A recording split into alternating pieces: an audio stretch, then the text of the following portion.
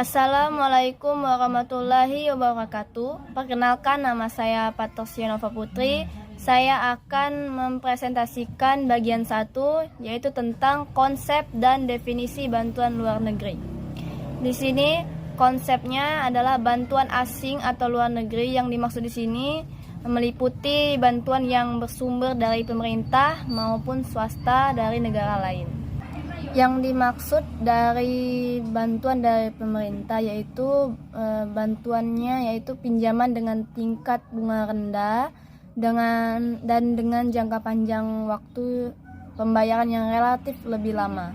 Selain itu, pemerintah juga memberikan pinjaman komersial. Dan yang dimaksud dari bantuan swasta yaitu bantuan ini terdiri dari 2 elemen, 1 investasi asing langsung dan 2 investasi portofolio.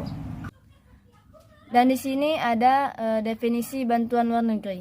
Bantuan luar negeri atau bantuan internasional merupakan perpindahan sumber daya dari satu negara ke negara lain secara sukarela. Dan terdapat jenis bantuan luar negeri dapat dibagi menjadi 2 jenis, yaitu bantuan bilateral dan bantuan multilateral. Yang dimaksud dengan bantuan bilateral adalah bantuan yang langsung diberikan langsung oleh sebuah negara ke negara lainnya. Sedangkan bantuan multilateralnya adalah sebuah bantuan yang dananya mengalir ke sebuah badan-badan internasional seperti PBB dan Bank Dunia. Selanjutnya saya akan menjelaskan tentang bagian 2 tentang lembaga-lembaga bantuan internasional. Lembaga-lembaga bantuan internasional terdapat di ASEAN Development Bank atau ADB. ADB merupakan lembaga pengembangan keuangan internasional yang melaksanakan penyaluran dana, menyokong investasi, dan memberikan kerjasama teknis kepada NSB. Adapun fungsi dan tujuan ADB: 1. Menyokong investasi modal pemerintah maupun swasta di kawasan Asia. 2. Memanfaatkan berbagai sumber dana yang tersedia untuk membiayai pembangunan. 3. Memenuhi permintaan negara-negara anggota untuk membantu mereka dalam mengkoordinasikan kebijakan-kebijakan dan rencana pembangunan. 4. Memberikan bantuan teknis untuk menyiapkan, membiayai, dan melaksanakan berbagai program dan proyek pembangunan. 5. Bekerjasama dengan PBB dan badan-badan organisasi di bawah PBB. 6. Melaksanakan berbagai kegiatan dan memberikan berbagai jasa-jasa lainnya sesuai dengan tujuan ADB. Dan lembaga-lembaga bantuan internasional lainnya ada juga Bank Dunia. Bank Dunia adalah suatu lembaga internasional yang bertugas membantu berbagai negara dengan pembiayaan dan juga nasihat keuangan. Ada beberapa lembaga Bank Dunia, yaitu 1. IBRD atau International Bank for Reconstruction and Development, merupakan institusi keuangan internasional yang menawarkan pinjaman kepada negara berkembang dengan pendapatan menengah. 2.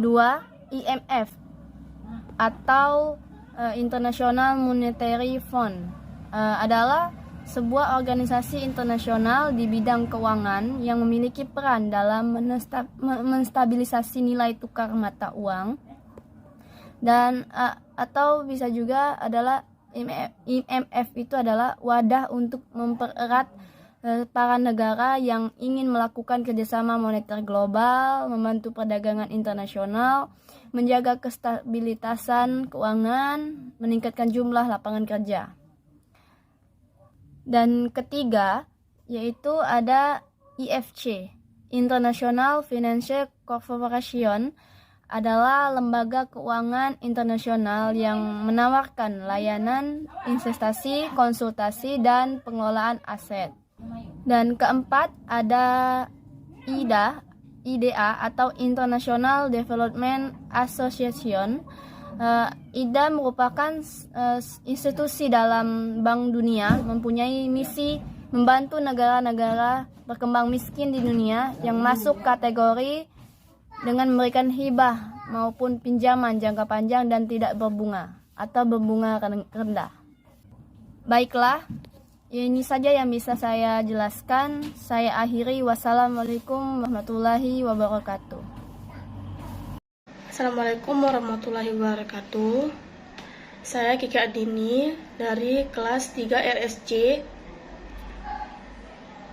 semester 3. NIM 211223 100. Di sini saya akan menjelaskan dampak pembangunan luar negeri terhadap pembangunan dan manfaat investasi asing.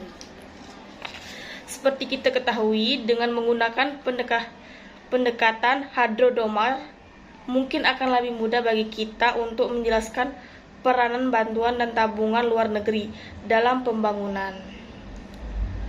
Nah, menurut Hadrodomar, peranan tabungan luar negeri adalah mengembangkan tabungan domestik sehingga dapat meningkatkan investasi dan pada akhirnya akan mempercepat laju pertumbuhan ekonomi. Adanya realita yang menyatakan bahwa tingkat pertumbuhan ekonomi pada negara-negara menerima bantuan luar negeri tersebut ternyata tidak begitu tinggi. Hal tersebut menunjukkan tentang kekurangan tepatan dari pendekatan Hadrodomar, sehingga besar NSB kemungkinan mengalami kekurangan pada beberapa input komponen yang penting, seperti keterampilan tenaga kerja, kapasitas administrasi, dan birokratis, infrastruktur, institusi ekonomi, dan stabilitas politik. Di sini menunjukkan keadaan NSB sebelum mendapatkan bantuan luar negeri, di mana NSB tersebut sudah mampu menghasilkan barang-barang konsumsi dan barang-barang modal. Sepanjang kurva PPV, produk profitabilitas frontier, yaitu sepanjang garis PP. Namun, pengaruh perdagangan internasional tidak dimasukkan dalam analisis ini. Pertama, misalkan saja jangka waktu pinjam pemerintah negara donor yang relatif lama sehingga meringankan beban pembayaran di masa mendatang dan akan meningkatkan aliran bersih net inflows dari sumber-sumber luar negeri di masa mendatang. Kedua, perbedaan antara bantuan resmi dari pemerintahan negara donor dan aliran modal swasta adalah bahwa pemberi bantuan dan sumber-sumber modal resmi lainnya sering memanfaatkan bantuan mereka tersebut untuk mendukung tujuan kebijaksanaan mereka. Di sini saya akan menjelaskan manfaat investasi asing. Adanya serangkaian peraturan perundang-undang negara tuan rumah hot course berkenaan dengan investasi asing menunjukkan bahwa NSB tentang cukup aktif untuk mencari investor asing dan mengharapkan berbagai manfaat yang nyata dari adanya investasi asing tersebut. Biasanya tujuan yang paling umum dikemukakan adalah untuk menciptakan lapangan kerja, proses alih teknologi dan keterampilan yang bermanfaat, dan sebagai sumber tabungan dan devisa. Nah, di sini manfaat investasi asing ada perluasan kesempatan kerja, ahli teknologi, dan manfaat perolehan devisa. Perluasan kesempatan kerja adalah bukti empiris di beberapa negara menunjukkan bahwa manfaat perluasan kesempatan kerja yang dihasilkan oleh adanya investasi asing. Bukti-bukti yang ada menunjukkan bahwa harapan negara tuan rumah akan adanya penciptaan lapangan kerja oleh investasi TNC ini jarang terpenuhi.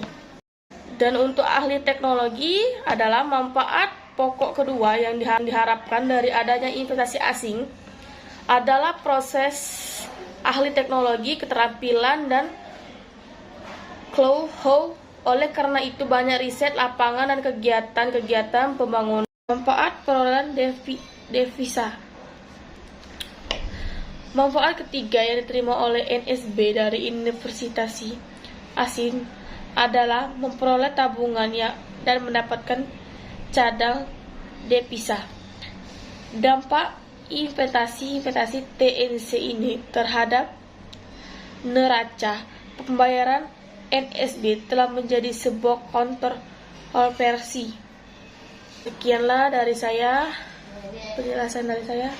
Saya ucap terima kasih. Wassalamualaikum warahmatullahi wabarakatuh. Baiklah, assalamualaikum. Perkenalkan, nama saya Fitri Marcelina, NIM 212223085, kelas 3 RSQ Manajemen. Di sini saya akan menjelaskan materi atau melanjutkan materi dari teman saya yang berjudul Kebijakan-kebijakan NSB terhadap investasi asing dan pinjaman komersial.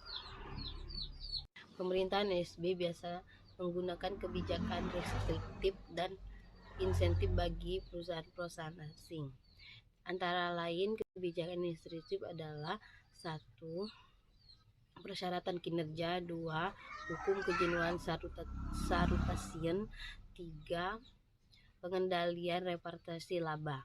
Sedangkan kebijakan yang berupa persaingan adalah adanya insentif pajak. Dalam kebijakan ini juga disebut dengan restriksi. Persyaratan kinerja biasanya ditetapkan untuk setiap industri, misalnya bagi TNC yang memasuki industri perakitan otomobil diharuskan untuk meningkatkan kandungan lokal dari mobil secara progresif.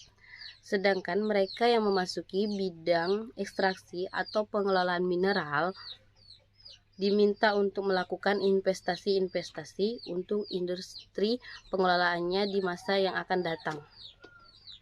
Nah, ada juga yang disebut dengan insentif pajak. Sejauh ini intensif pajak merupakan dorongan yang paling banyak diberikan kepada TNC. Ragam insentif itu sendiri banyak sekali, namun yang paling umum dan paling sering digunakan adalah tax holidays atas pendapatan TNC. Tingkat pajak atas pendapatan perusahaan di NSB biasanya berkisaran antara 40-50%. Untuk menarik investasi asing, pemerintah NSB seringkali memberikan pembebasan pajak pendapatan selama beberapa tahun, umumnya selama 3-6 tahun bagi TNC yang baru beroperasi di negara tuan rumah. Belakangan ini sumber dana dari luar negeri yang paling cepat berkembangnya adalah pinjaman swasta yang berasal dari 3 sumber. 1. Bond lending, 2. Pinjaman komersial, 3. Kredit ekspor. Lending ini merupakan salah satu bentuk dari investasi portofolio. Bentuk kedua dan relatif paling baru adalah pinjaman komersial dari bank-bank di luar negeri, baik dari pasar Eurocurrency maupun pinjaman biasa dari bank-bank di luar negeri dengan menggunakan dana mereka sendiri. Sedangkan kredit currency ini biasanya dilakukan oleh suatu sindikat bank, bukan oleh sebuah bank secara individual. Pinjaman sejenis ini biasanya untuk jangka waktu yang jauh lebih pendek daripada bond yield dan dengan tingkat bunga yang sama jika bank-bank tersebut meminjamkan pada bank lainnya. Biasanya tingkat suku bunga yang ditetapkan berdasar suku bunga pada LIBOR, the London Interbank Borrowing Rate, yang nilainya berfluktuasi dari waktu ke waktu.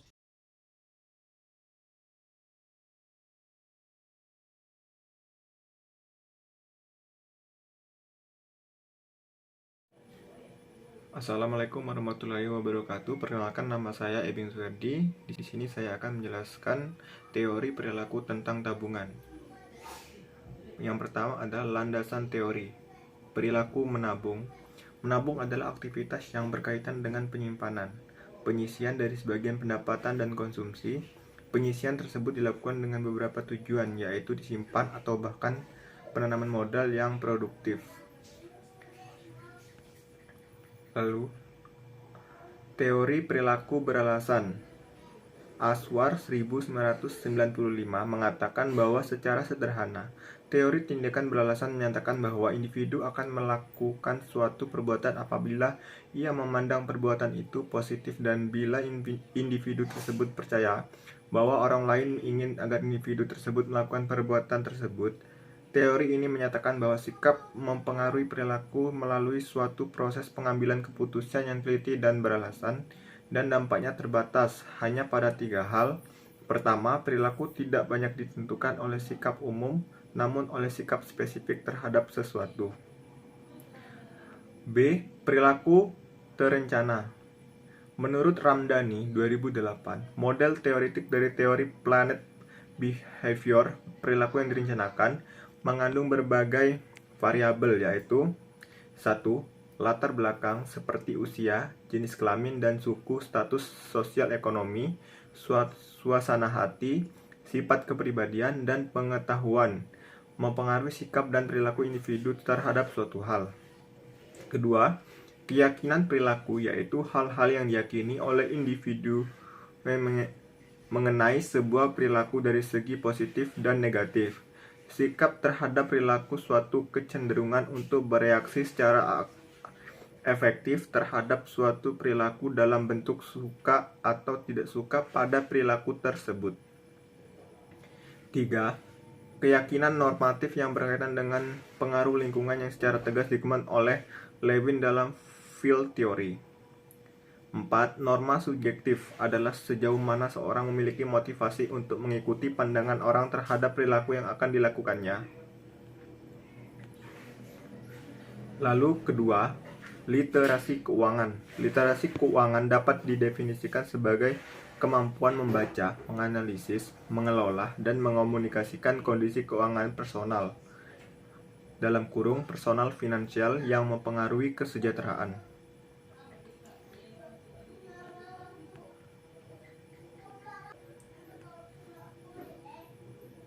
3.